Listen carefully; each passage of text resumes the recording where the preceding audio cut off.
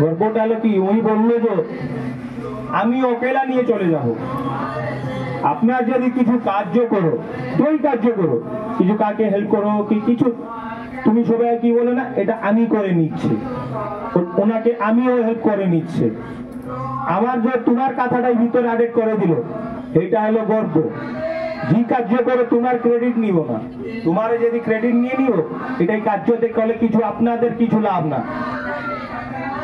ওই কার্যটা করে যদি কিছু না বলে গুপ্ততেই থাকে, ওই কার্যটাই মহত্ব আছে।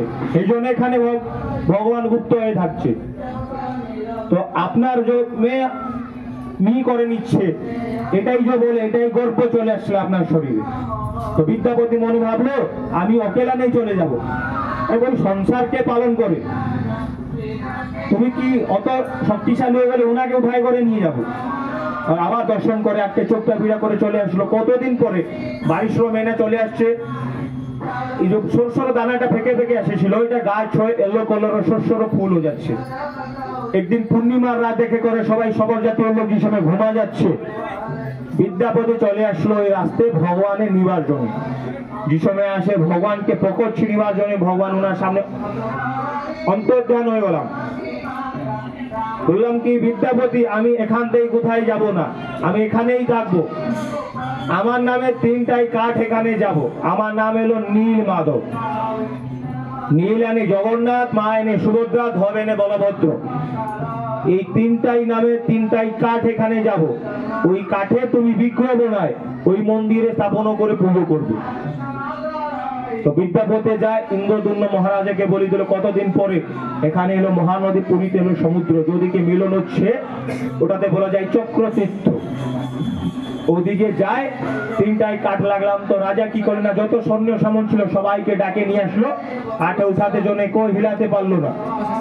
আকাশে শূন্যবাণী হলো কি, আমার পরম ভক্ত জয় হচ্ছে বিশ্বাবসু সব, তুমি যাও প্রথমে ওনাকে ডাকে নিয়ে আসো, আমাকে স্পর্শ করলে আমি এখান দিয়েই যাবো। কিন্তু তুমি যত লোককে নিয়ে আসো, তুমি আমাকে এখানে হিলাতে পারবো না, ওঠাতে তো বহু দূরের কথা। তো ইন্দ্রদুম্ন মহারাজ চলে আসলো এখানে বিশ্বাবসু সব রাজাকে নিয়ে।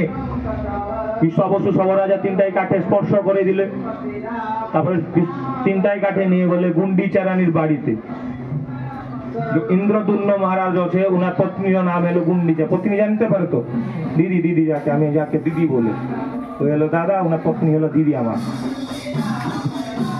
তো ওনার বাড়িতে নিয়ে গেলে বিগ্রহ বানাতে জন্য, এমনি তো কাঠ পুজো পাবে না, কাঠে কিছু বিগ্রহ বানাতে হয়।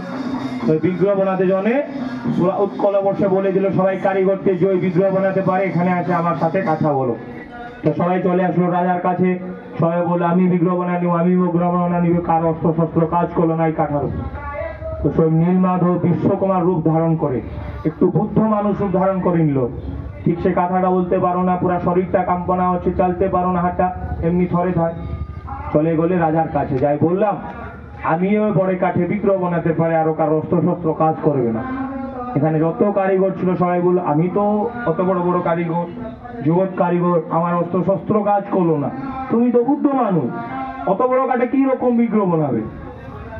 এই সময় নির্মাতা বলে, যদি কারো মনে সন্দেহ থাকে আমি বিগ্রহ বানাতে না পারে, আমি চলে যাচ্ছি, আবার যদি আমাকে বলবো আমি কদাচিৎ আসবো না। এই সময় গুন্ডিচা রানী বললে কি কারো তো অস্ত্র শস্ত্র কাজ করলো না, বলছি ওনাকে আদেশ দাও বিগ্রহ বানাবার জন্য।